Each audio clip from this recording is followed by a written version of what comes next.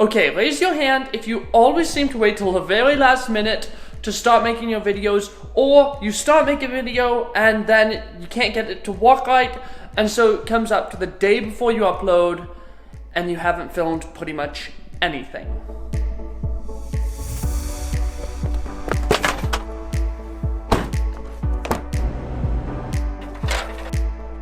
Welcome to the roof of my house, and you might be asking, why am I on the roof of my house? Well, the reason is very simple. I wanted to get an aerial shot, and I don't have a drone. But I wanted to get that shot anyway. But that really doesn't have anything to do with what this video is about, because this video is about 6 shots that I use to get better B-roll so that my B-roll doesn't look amateurish.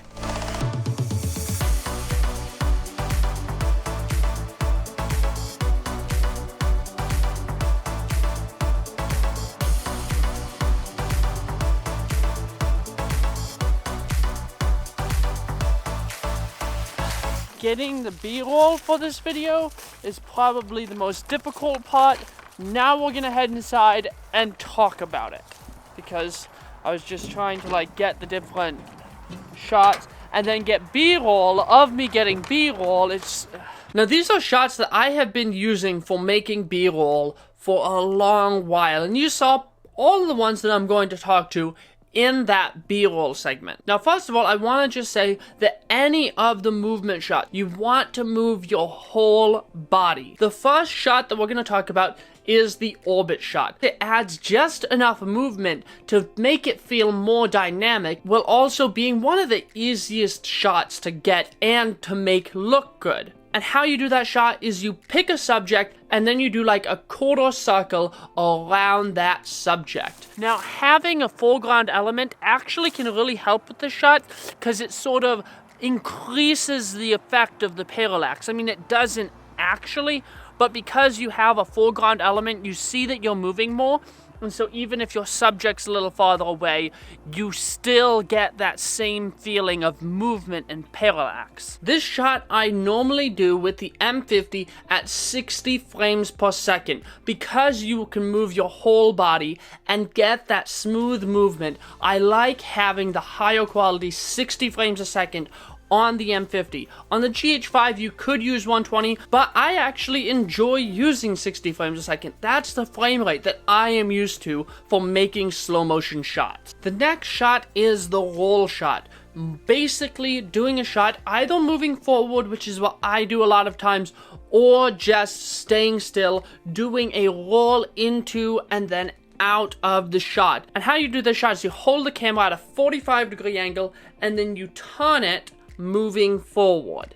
And it's very important with most of your B-roll shots, you want to be focusing on a subject. Like in this shot, I had something that remained relatively in the center of my shot that your eye was drawn to. Now this shot, really you have to be shooting in 120p. Trying to do it with 60p doesn't really work that well, because it's just, I found it, even with IBIS, to be way too shaky. So you want to, when you're using the GH5, 120 at 1080, and when you're using the M50, 120 at 720p. That shot does look really good, especially when thrown into a B-roll segment, maybe with a few of them, like speed ramping into the next one. That looks really good, but you definitely want to do it at 120. Now, in my last video, I actually did a shot of the moon, and that shot is really interesting because I could not get the moon to stay in the center of my frame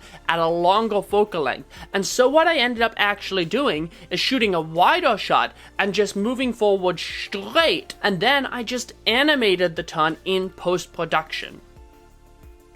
The next shot is the whip shot, and this shot is really fun to do. Now, doing whip transitions is actually really interesting because when you do it, it doesn't matter. You could do it with an orbit, you could do it with a push in, you could do it with a pull out, you could do it with any other one of these shots. A whip transition is just the beginning and the end. Don't just use one transition over and over and over again. And remember that the #1 transition used in Hollywood and real cinema is the simple cut.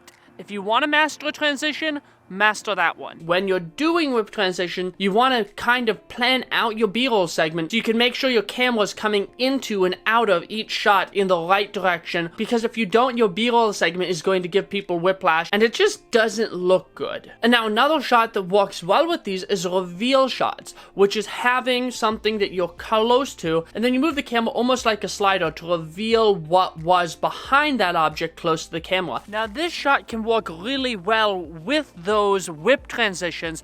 You can whip into a dark object and then sort of slowly move out into a reveal shot. Using these different shots in conjunction with one another is where making B-roll gets really fun. Next we have push out or push in shots. And that's basically just using your camera like a slider or a dolly, moving the camera closer to or further away from a subject. Now keep in mind when you're doing those push-in shots, you definitely want to move your whole body. You don't just want to move your arms or else it's not going to be as smooth. Moving a huge bulk makes it slower as well, and so you're more likely to keep consistent movement than if you're just trying to do that. And the last shot that is the number one shot that if you want to do good B-roll, the number one shot that you need to practice with is static shots. Yes, the number one shot used in Hollywood for professional productions, for real cinematography, is a static shot. And when you can master the static shot, you can really take your B-roll to the next level. If you look at someone like Matt D'Avella, a lot of his videos, a lot of his shots are just static frames. He may be doing something in them, but it's a static frame. The camera is not moving. And this does two things for you. One, it forces you to think about framing and make sure that you have good framing in your video. But another thing that it does, and Matt D'Avella does this so brilliantly, is that it makes it so that every shot that has movement in it means something. And that's something that you want to focus on when you're doing B-roll, is not just having random B-roll of a grapevine. You want your B-roll to mean something. And I recognize that that B-roll, if I wasn't taking B-roll to teach how to take B-roll, that segment would be pretty pointless because there was no lead-in. There was no reason for me to be taking footage of a grapevine, except that I wanted to take footage that I could explain something to you.